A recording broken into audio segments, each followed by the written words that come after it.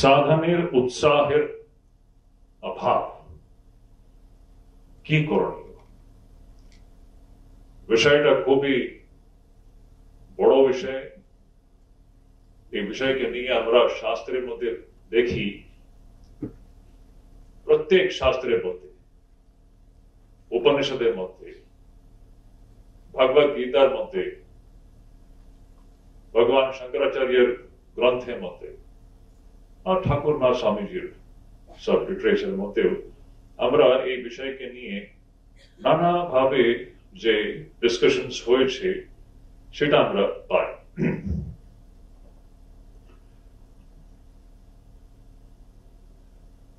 ভগবান শ্রী শঙ্করাচার্য উনি ওনার গ্রন্থের উনি বলেন,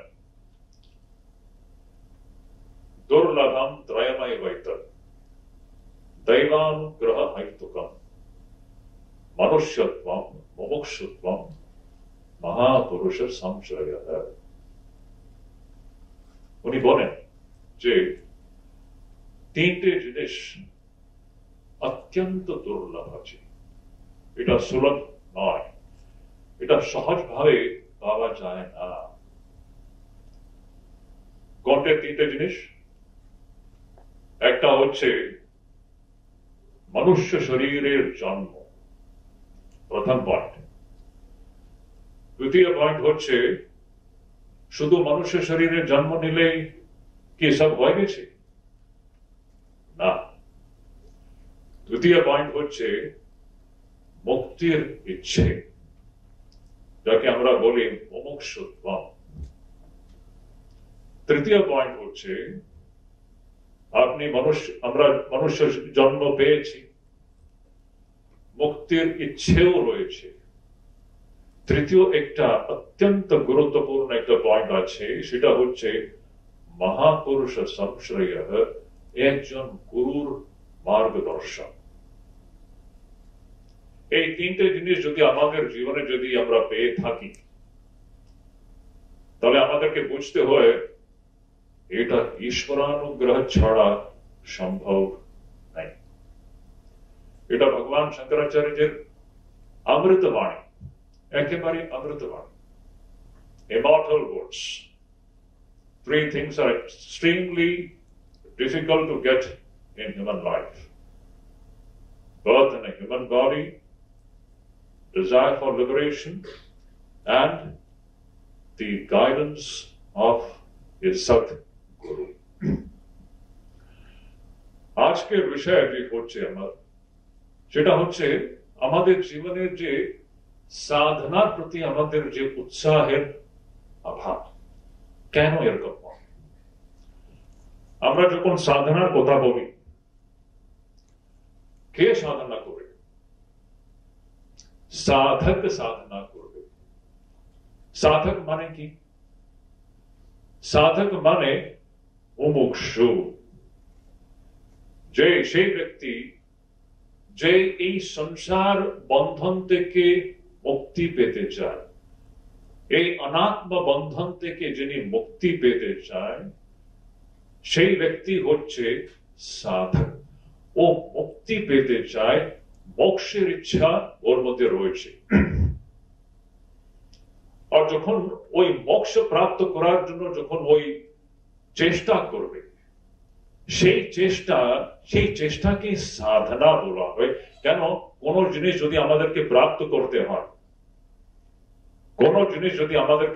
করতে হয়, সে প্রাপ্ত করার একটা সাধন থাকে, একটা মাধ্যম থাকে, একটা উপায় থাকে।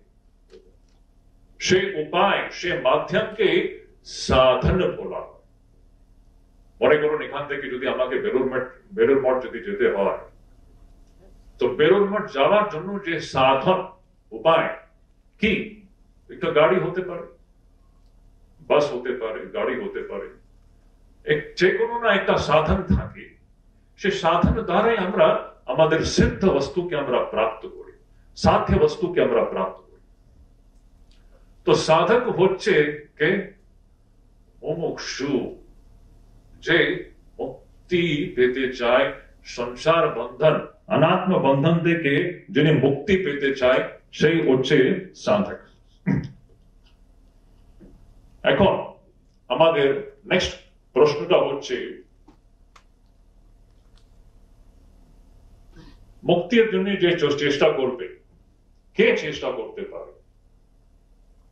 মুক্তির জন্য সেই ব্যক্তি চেষ্টা করতে পারবে যে বন্ধনকে অনুভব করে, বন্ধনকে এক্সপিরিয়েন্স করে। The person who feels the pinch of bondage,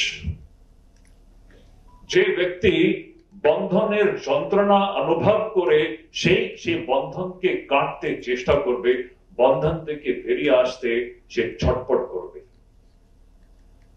যে মানুষ বন্ধন ফিলই করে না, ওই বন্ধন থেকে মুক্ত হওয়ার জন্য চেষ্টা করবে না।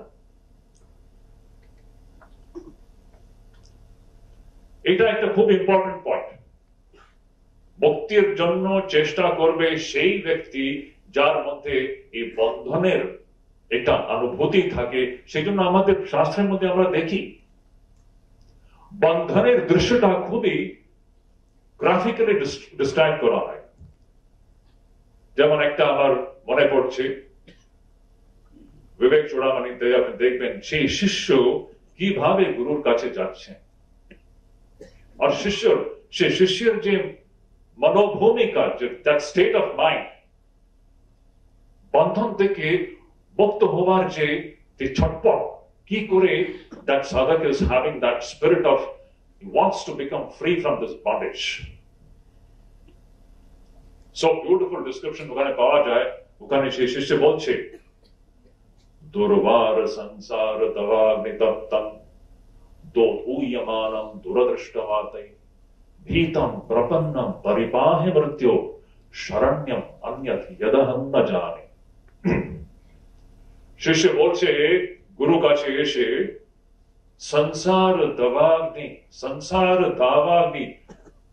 তপ্তম, দুর্বার সংসার দাবাগ্নি তপ্তম, আমি এই সংসার অগ্নিতে আমি একেবারে তপ্ত হয়ে যাচ্ছে হে গুরুদেব। আমি ভীতম, আমি ভয়ভীত হয়ে আছি, প্রপন্নম, আমি শরণাগত হয়ে আছি, শরণ্যম যদম হাম না জানে, আমি অন্য কোনো একটা জায়গা আমি জানি না যেখানে গিয়ে আমি শরণাগতি প্রাপ্ত করতে পারি। আমাকে এই সংসার অগ্নি থেকে, এই তাপ থেকে আমাকে মুক্ত করে দিই। এইভাবে আমরা দেখি সাধক মানে এইরকম একজন ব্যক্তি যে সংসার বন্ধন থেকে মুক্ত হতে চায়। আপনাদের সবাই আমরা সব জানি, আমরা ডেইলি যে আমরা যে ঠাকুরের আরতি যে আমরা যে চ্যান্ট করি সন্ধ্যাবেলা, ও প্রথম 3 শব্দ কি হচ্ছে এই আরতি? আমি সবসময় বলি, ও প্রথম 3 শব্দের উপরেই যদি ধ্যান করি, অন্য কিছু আমাদেরকে করতে হবে না। ঠাকুর শ্রী রামকৃষ্ণ মানে কি? উনি হচ্ছেন খণ্ডন ভাব বন্ধনের মূর্ত রূপ। ঠাকুর মানে কি? সংসার বন্ধন থেকে মুক্তি কি করে পাওয়া যায়, তার উনি মূর্ত জ্বলন্ত রূপ। The demonstration of this great phenomenon called liberation, মুক্তি, মুক্তি, মুক্তি। এই মুক্তি হচ্ছে একটাই উদ্দেশ্য। মনুষ্য জীবনের, মনুষ্য জন্মের একটাই উদ্দেশ্য হচ্ছে এই মুক্তির প্রাপ্তি। এই মুক্তির প্রাপ্তিকে আমরা ভগবত প্রাপ্তি, ভগবান লাভ, এইসব আমরা নানা রকম আমরা ওয়ার্ডস ইউজ করি। এই মুক্তির প্রাপ্তি হবে কি করে? যখন মানুষ নিজের স্বরূপকে চিনবে, যখন নিজের স্বরূপের জ্ঞান হবে, সেই জ্ঞান দ্বারা মানুষ মুক্ত হয়ে যায়। তো আসল জিনিস এখানে প্রশ্ন এটা হচ্ছে যে মুক্তির জন্য সেই মানুষই চেষ্টা করবে যে ঠিক ঠিক বন্ধনের যন্ত্রণা এক্সপিরিয়েন্স করছে।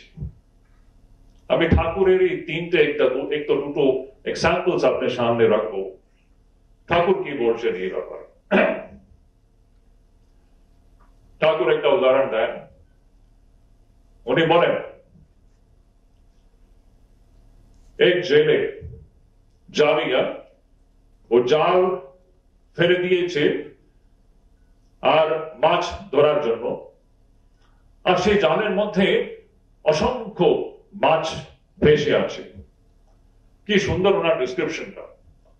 তো ওখানে ঠাকুর বলেন এই জাল যে ফেলে দিয়েছে জেলে, আর এই জালের ভিতরে অসংখ্য মাছ ভেসে আছে, কি ওই মাছরা কে জানে কি ওরা জালের ভিতরে ভেসে আছে? 99% মাছরা ওই জালের ভিতরে, ওরা জানেই না ওরা জালের ভিতরে ফেসে আছে। এখন প্রশ্ন এটা কি ওই মাছ যারা জানেই না কি ওরা ফেসে আছে, ওরা কি ওই জাল থেকে বেরোনোর জন্য চেষ্টা করবে? করবে না। তার মধ্যে 2-3টে মাছ হয়তো চিনতে পেরেছে কি আমরা এই জালের ভিতরে ফেসে গেছি, জাল থেকে ফিরে আসতে হবে। আর ওই 2-3টে মাছ ওই জালকে কাটতে শুরু করে ছটপট ছটপট ছটপট চলছে। দেখুন এটাই হচ্ছে সাধনা। সাধকের সাধনা মানে এই বন্ধন যখন আমরা ফিল করি তখন মানুষ চুপ বসতে পারবে না। যখন আমরা বন্ধন ফিলই না করে কি করে সাধনা হতে পারে, কি করে চেষ্টা কি করে হতে পারে? তো এই যে 2-3টে মাছ ওরা এই বন্ধনকে ফিল করে ওরা মাছ এই জালটাকে কাটতে শুরু করেছে। আর শেষের দিকে যাই বলুন, ঈশ্বরের কৃপা বলুন, ওদের চেষ্টার ফল বলুন, ওই জালটাকে কেটে ওরা বাইরে লাফ দিয়ে ওরা মুক্ত হয়ে যায়। আমাদের অবস্থা ঠিক এইরকমই অবস্থা। আমরা কি এখানে ঠিক ঠিক ফিল করি কি আমরা বন্ধনে আছি বলি? এটা একটা খুব বড় প্রশ্ন। আমাদের শাস্ত্র দেখবেন, শাস্ত্রের এই জিনিস নিয়ে বিস্তার পূর্বক আলোচনা হয়েছে। শঙ্করাচার্যের যে বিখ্যাত যে অধ্যাস ভাষ্য যদি আপনারা পড়েন, ও পুরো অধ্যাস ভাষ্য হচ্ছে বন্ধনের ডিসক্রিপশন। আমরা যতক্ষণ না জানি কি আমরা এখানে বন্ধনে রয়েছে, মানুষ মুক্তির জন্য চেষ্টা করবেই না, সাধনা করবেই না। যদি আমরা এই বদ্ধ অবস্থাকে স্বাভাবিক মনে করি, if I take it for granted that this is the normal state of existence, এই যে বদ্ধ অবস্থা, আমরা যে এই যে শরীরের মধ্যে রয়েছি, একটা পুরুষ শরীর আছে, একটা স্ত্রী শরীর আছে, আর যে নানা রকম যে জন্ম মৃত্যুর মাঝখানে যে একটা নাটক চলছে। ভগবান শঙ্করাচার্যের যদি ভাষ্যে বলতে গেলে পুনরপি জননম পুনরপি মরণম পুনরপি জননী জঠরে শয়নম ইহ সংসারে খলু দুস্তারে কৃপয়া পারে পাহি মুরারে ভজ গোবিন্দম গোবিন্দম ভজ মূঢ়মতে প্রাপ্তে সন্নিহিতে মরণে नहीं नहीं रक्षति डोंकरिंकरण। মৃত্যু সামনে দাঁড়িয়ে আছে, কেউ আমাদেরকে বাঁচাতে পারবে না। কি আমরা জানি কি আমরা বন্ধনে বসে আছি? যদি মানুষ যদি জেনে যায় কি আমরা একটা বদ্ধ অবস্থার মধ্যে রয়েছে, মানুষ সেই বদ্ধ অবস্থা থেকে বেরোনোর জন্য ছটপট করবেই করবে। There will not be any other alternative left. আমরা কেন সাধনার মধ্যে আমাদের মন লাগছে না? কেন আমাদের মধ্যে বন্ধনের ভাব এখনো তীব্রভাবে আমরা ফিল করছি না?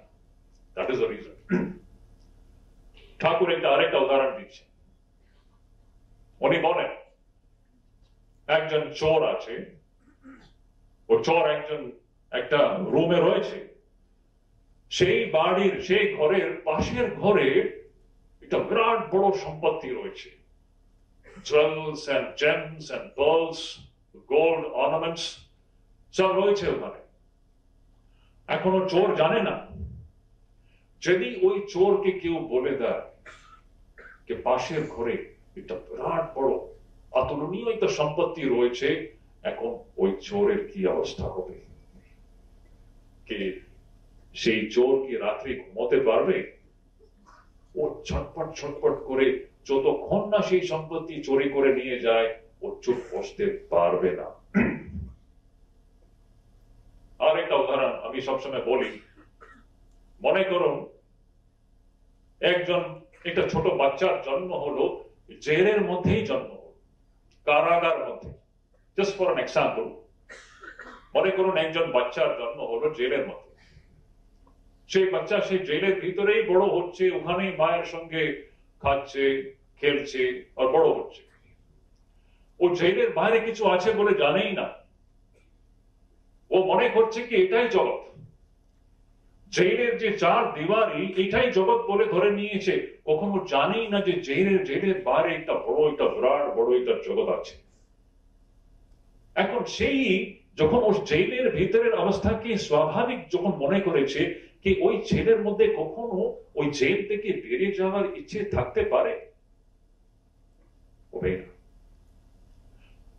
তবে যদি ওই ছেলেকে যদি বলে দেওয়া হয় কি বেটা দেখো এই জেলের বাইরে একটা বিরাট বড় একটা সুন্দর একটা জগৎ রয়েছে, তুমি তার কল্পনাও করতে পারো না। তুমি যে ভাবো কি এই চার দেওয়ারের ভিতরে সব রয়েছে, এটা তোমার ভ্রান্তি। যখন ওই ছেলেকে এরকম যখন যদি এই ইনফরমেশনটা যখন ওকে দেওয়া যায়, যখন ও ছেলে এটা বুঝতে পারবে কি এই জেলের বাইরে একটা বিরাট অকল্পনীয় অবর্ণনীয় একটা জগৎ রয়েছে, এখন ওই ছেলের অবস্থাটা কি হবে? ঠিক ওই রকম আমাদেরই অবস্থা এরকম যে আমরা বেশিরভাগই আমরা দেখি আমাদের মধ্যে এই বন্ধনের ভাব, বন্ধনের যন্ত্রণার যে এক্সপিরিয়েন্সটা আমরা এখনো ফিল করে না। যদি মানুষ ঠিক ঠিক ঢুকে এই বন্ধনের যে যন্ত্রণা যদি ফিল করে, তো মানুষ চুপ বসতে পারবে না। এটা হচ্ছে সবচেয়ে বড় একটা ইম্পর্টেন্ট জিনিস যে আমাদেরকে লক্ষ্য করতে হবে। এখন সমস্যাটা কোথায় রইল?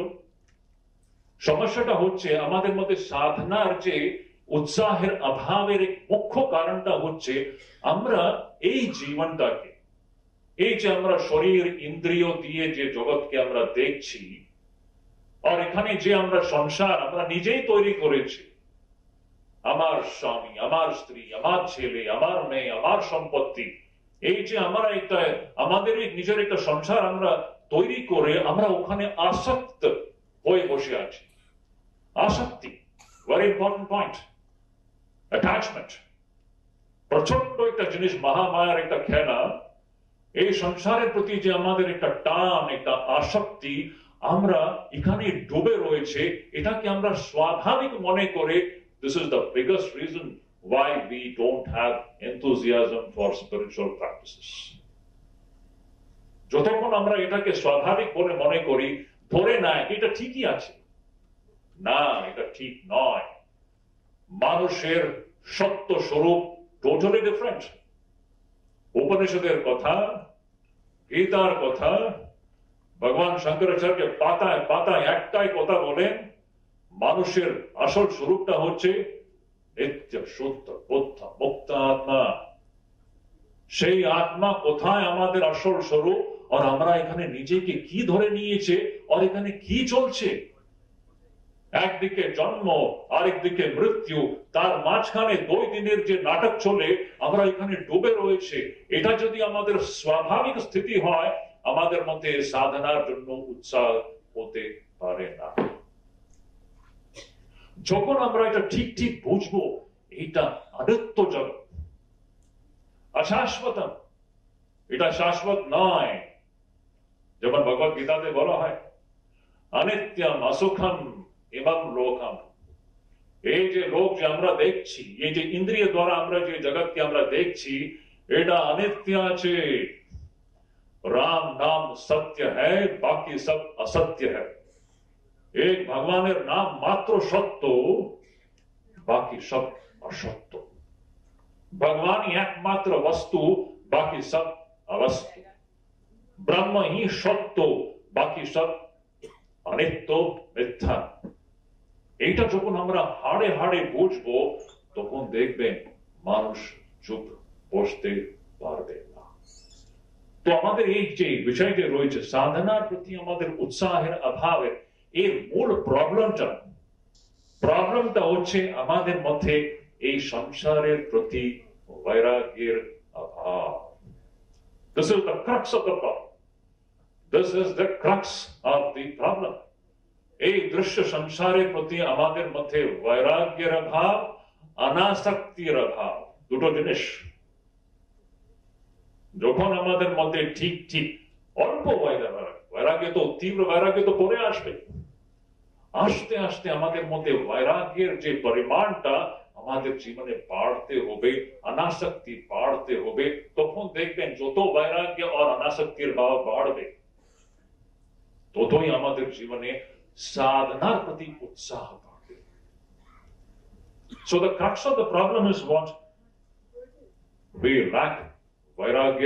আমাদের মধ্যে সংসারের প্রতি যে বিষয়ে ভোগের ইচ্ছা, ভোগের ইচ্ছা যাকে আমরা বলি, ভোগের বাসনা, আমরা মনে করি এখানে যে বিভিন্ন বিষয়গুলো যে রয়েছে খুবই অ্যাট্রাক্টিভ, এই বিষয়গুলোকে ভোগ করে মানুষ ভাবে কি আমরা এখানে সুখী হব। আজ পর্যন্ত কেউ সুখী হতে পারেনি, আজকেও হবে না, ভবিষ্যতেও কখনো এ হতে পারে না।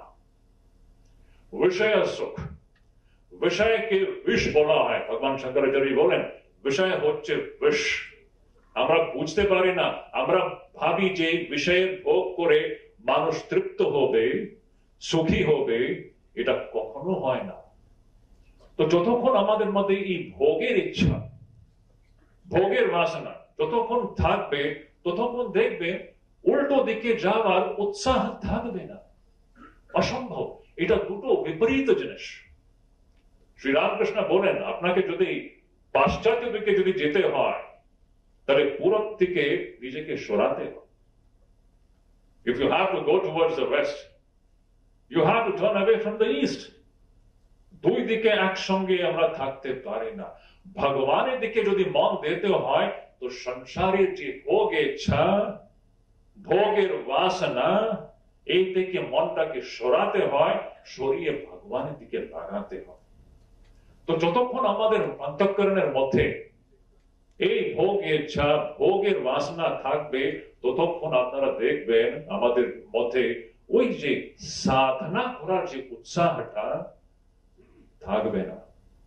ঠাকুরের একটা সুন্দর, একটা অতি সুন্দর একটা ওনার ইলাস্ট্রেশন ঠাকুর বলেন, কি সুন্দর, অসাধারণ একটা। ঠাকুর বলেন একটা ম্যাচস্টিক, যদি এই ম্যাচস্টিকটা যদি ভেজা থাকে, কি ও ম্যাচস্টিকটা যদি ঘর্ষণ করলে কি আগুন ধরবে?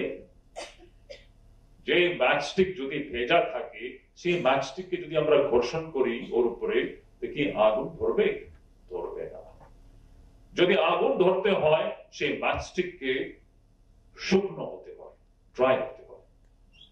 যতক্ষণ আমাদের অন্তঃকরণ ভোগেচ্ছা রূপী জলের ভেজা, আবার আমি বলছি, যতক্ষণ আমাদের অন্তঃকরণ ভোগের ইচ্ছার জলের ভেজা থাকবে ততক্ষণ ওখানে সাধনার আগুন ধরবে না।